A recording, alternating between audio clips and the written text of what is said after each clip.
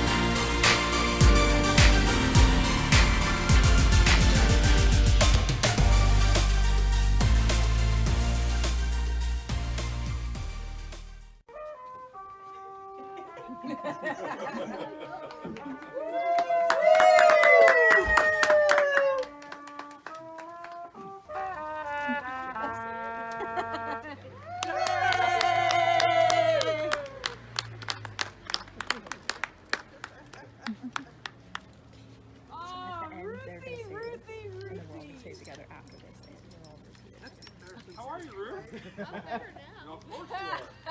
Of course you are. Oh, goodness. We've been plotting.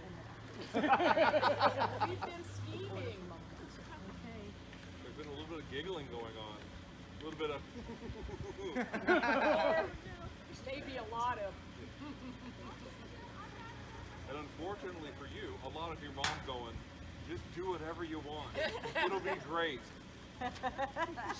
Should it scare you if I asked your mom if they had to keep it clean? Do you know what her answer was? Do whatever you want. Shall we do this, Stevie? I think we shall. See it, okay? Let's do this.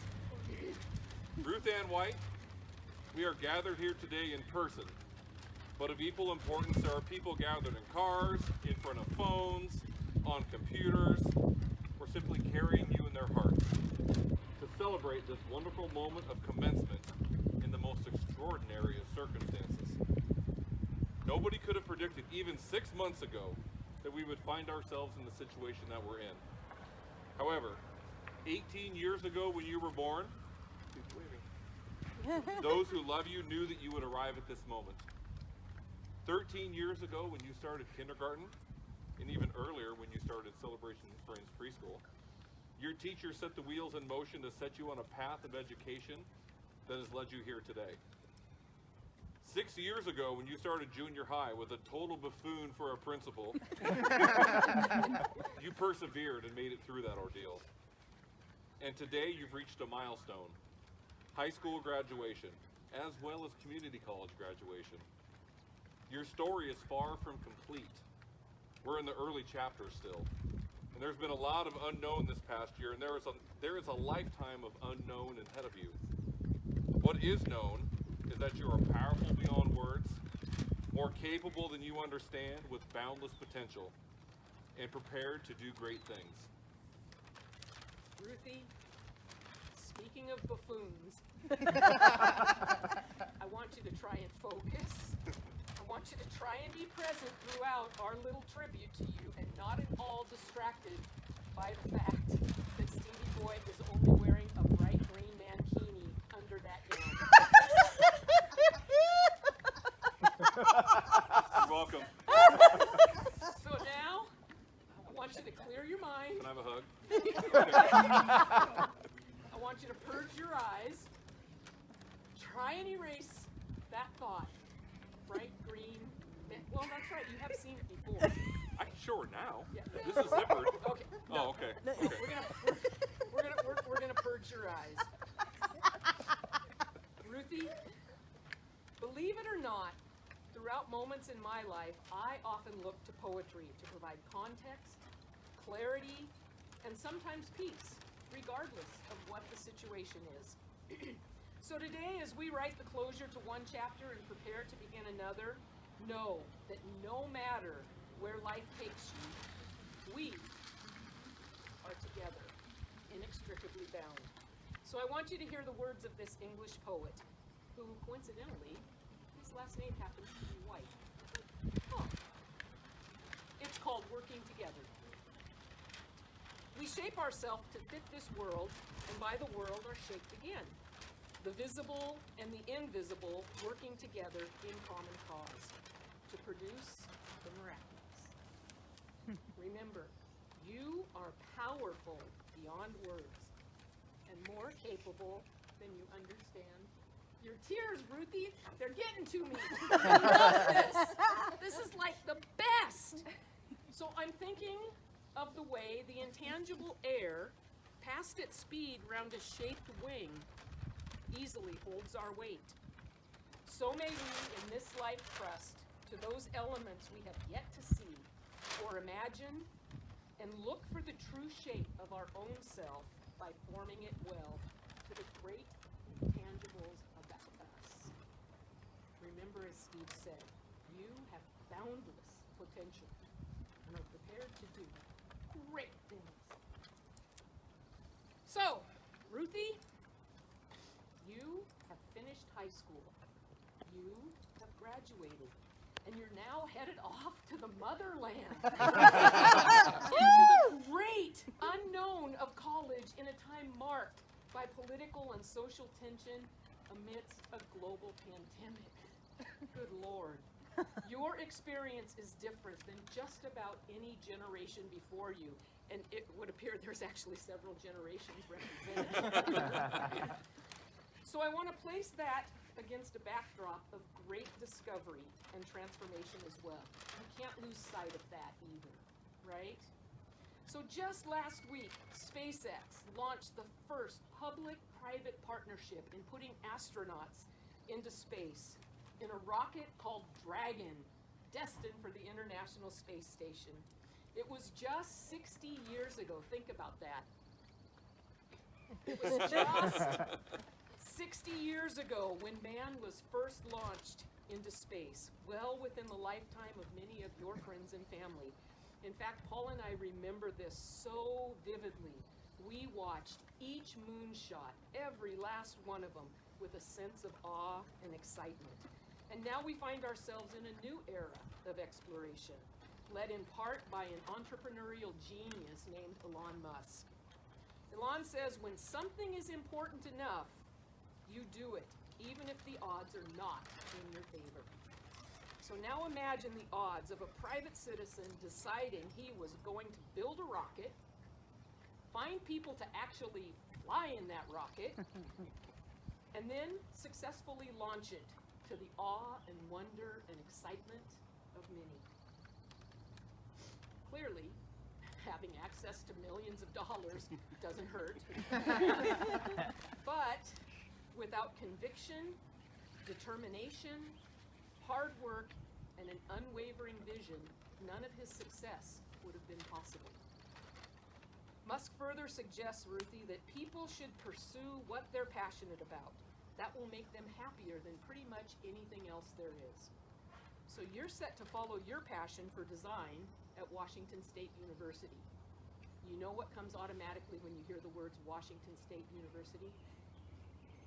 Go Cougs. So I'm going to read that sentence again. We're going to practice. You are set to follow your passion for design at Washington State University. Go Cougs. Cougs! There we go. You may find your passion opens opportunities that you hadn't yet imagined, but allowing yourself to develop those passions into your vocation will be the long-term key in a lifetime full of possibility to not just being happy, but being fulfilled. Parker Palmer, who happens to be a favorite of mine, always reminds me that the best inward sign of a vocation is deep gladness. If the passion is truly ours, even the most difficult days will ultimately gladden us because they help us to grow. Hopefully, from your mom, your dad, Adam, maybe Steve and me, you've seen that model at some point in your life. Finally, Elon Musk teaches us that it's possible for ordinary people to choose to be extraordinary. Even though you may sometimes feel small, especially next to a big buffoon in a trained tankini, or may feel ordinary, you were never born to be ordinary. Ruthie, you are a woman of destiny. My favorite line. You're a woman of destiny. Your world is limitless. Even in the moments where you may feel ordinary, know that you only have to believe you can do extraordinary things to carry a vision for extraordinary things and work hard towards accomplishing ordinary things. You know what?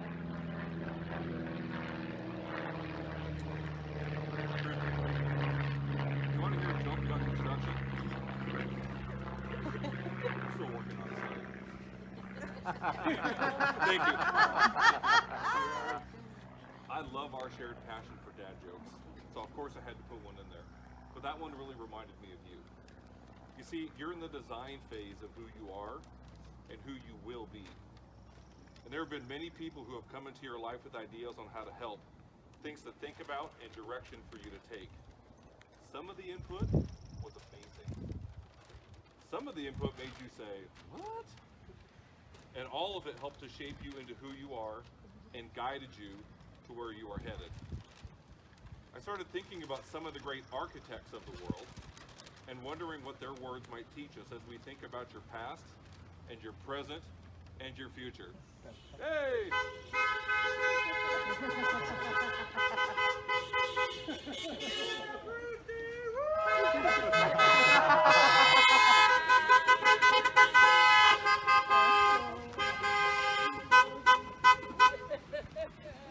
It's a parade!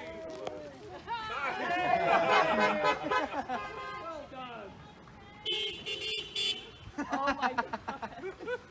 I know, worst horn ever. We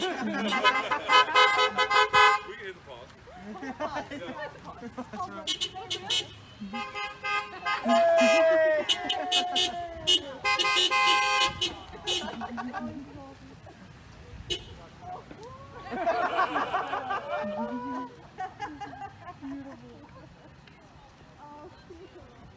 Come on over, Sprill. I'm gonna get hit by a car. I love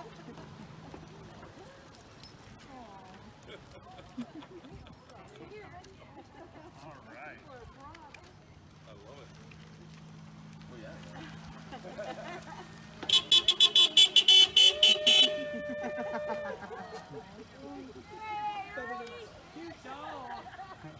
That's okay. It's not the first time I've been interrupted. It's good.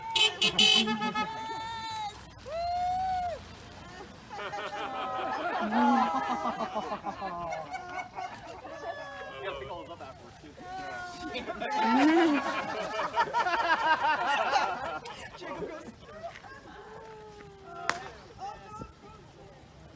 Oh yeah, you're gonna drive over 3 of them.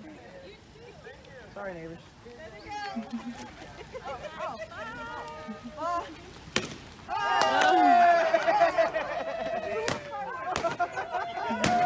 like fireworks, but better.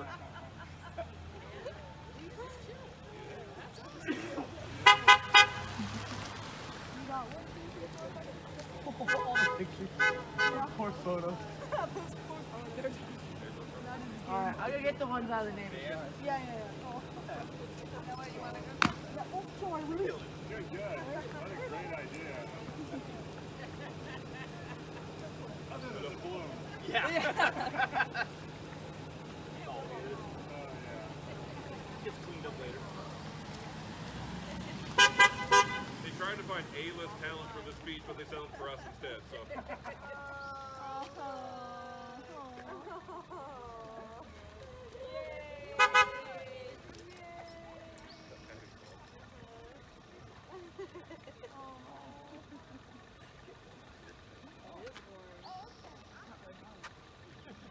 okay, tell me about it. Right?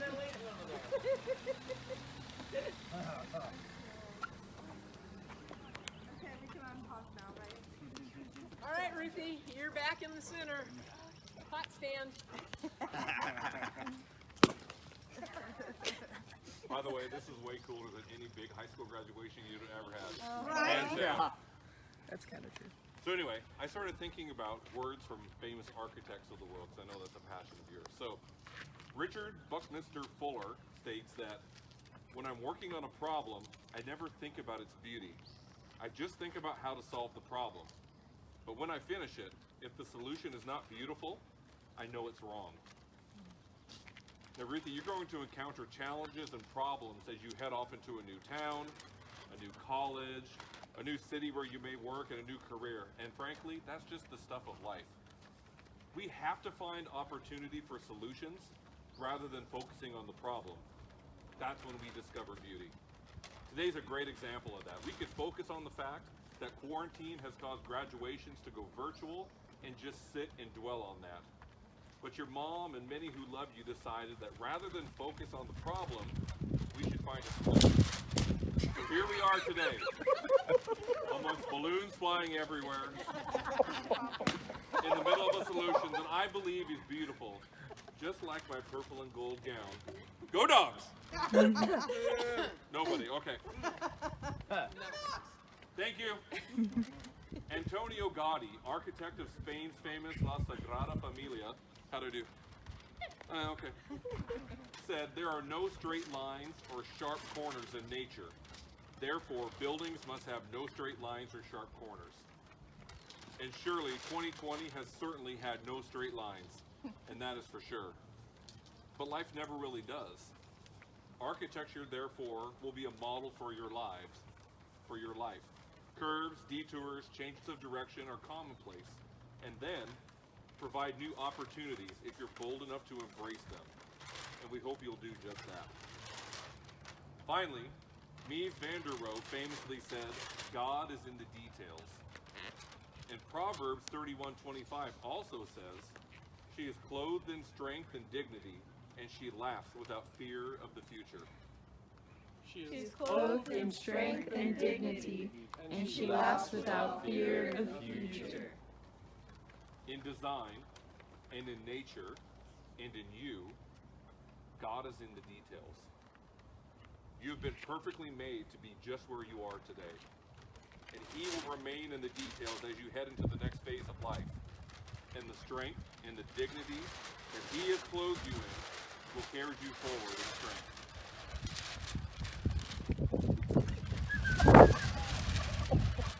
Ruthie? I love it. To close today, Ruthie, we would be remiss if we didn't have a little fun with you. After all, why would we be standing up here in our funny little hats and certain buffoon, in this case, in a little green tank Woo! Breezy. So, I want to impart some wisdom. The first from a very famous American philosopher by the name of Dolly Parton. Yeah. Number one, find out who you are and do it on purpose. Number two, it doesn't matter whether you're a diamond, extraordinary, or a rhinestone, ordinary. Both shine brightly. No matter what, Ruthie, no matter what, let your light shine brightly. And finally, as you navigate your future, number three, when in doubt, stand still. That's from your new, very favorite musical, Mary Poppins. Words of Mary Poppins. When in doubt, stand still. So we're gathered here today and scattered around the country, and those scattered around the country unable to be here, always in your corner. We'll always be rooting for you, and we'll check in on you periodically, asking, I would imagine, a particular question. I always have a song in my heart. I would imagine that question goes something like this. How's your whole family? How's your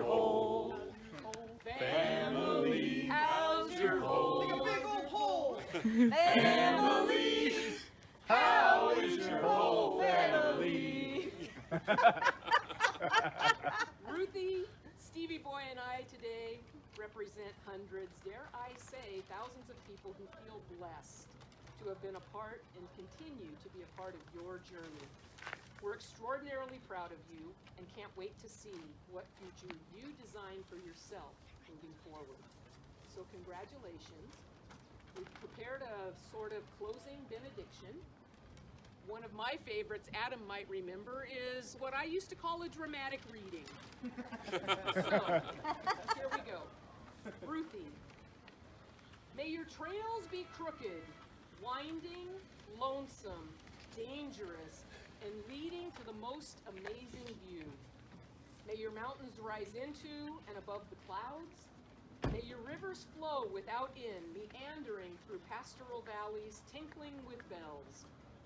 May your rivers flow past temples and castles and poets' towers into a dark primeval forest where tigers belch and monkeys howl, through miasmal and mysterious swamps and down into a desert of red rock, blue mesas, domes and pinnacles, and grottos of endless stone. May those rivers take you down again into a deep, vast, ancient, unknown chasm where bars of sunlight blaze on profile cliffs, where deer walk across the white sand beaches, where storms come and go as lightning clangs upon the high crags. And Ruthie, may your life take you where something strange and more beautiful and more full of wonder than your deepest dreams wait for you beyond that next turning of the canyon wall. So Ruthie, I want you to step forward in front of all your family and friends, and I want you to hear these words. You've already heard them once, and then we're going to have them shouted out again. Ready? She is clothed in strength and dignity, and she laughs without fear of the future. She is clothed in strength and dignity, and she laughs without fear of the future. Now, Ruthie, repeat after me in your very best Woman of Destiny voice. Go Cougs! Go Cougs! Ruth. All you other Cougs out there, ready? 1, 2, 3. Go Cougs! Now throw that hat in the air and let's celebrate Ruthie!